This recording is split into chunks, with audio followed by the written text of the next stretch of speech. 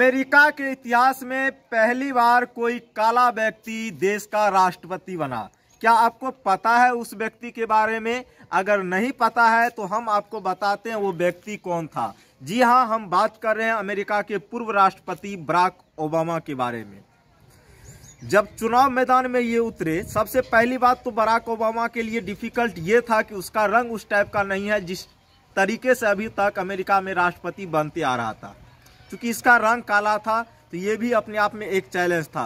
लेकिन कहते हैं ना, अगर आपका क्लियरिटी सही हो, आपका विचार सही हो तो आप कुछ भी कर सकते हैं। तो यही हुआ बराक ओबामा के साथ। रंग के कारण तो ये अमेरिका का राष्ट्रपति नहीं बन सकता था, चूंकि पहले से ऐसा होते आ रहा था।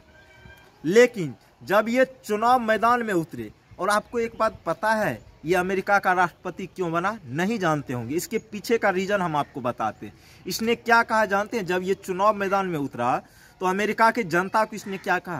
तो अमेरिका की जनता को इसने ये कहा चुनाव मैदान में कि जितने भी मंत्री हैं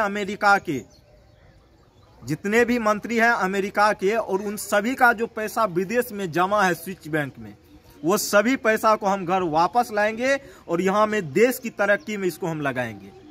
तो भला ऐसे नेता को कौन नहीं चुनेगा, उसमें भी अमेरिका जैसे पढ़े लिखे देश में। तो यही मेन कारण था कि एक काला व्यक्ति बराक ओबामा जाकर के अमेरिका का राष्ट्रपति बना। ठीक है, तो ये थी उसके पीछे का रीजन। और ऐसे ही हम लोग को भी देश को अगर सुधारना है तो ऐसे व्यक्ति को चुनना होगा जो कहे कि भारत में अगर सुधार लाना है, भारत को अगर तरक्की करना है तो भारत के जितने भी मंत्री हैं और उनका पैसा जो विदेश में साला जमा है ना, उन सभी को पहले देश में लाओ, तभी जाकर के भारत का विकास होगा, अन्यथा कभी नहीं होगा। दिक्कत तो ये यहाँ ऐसा कोई नेता अभी तक आया नहीं जो ये कह सके।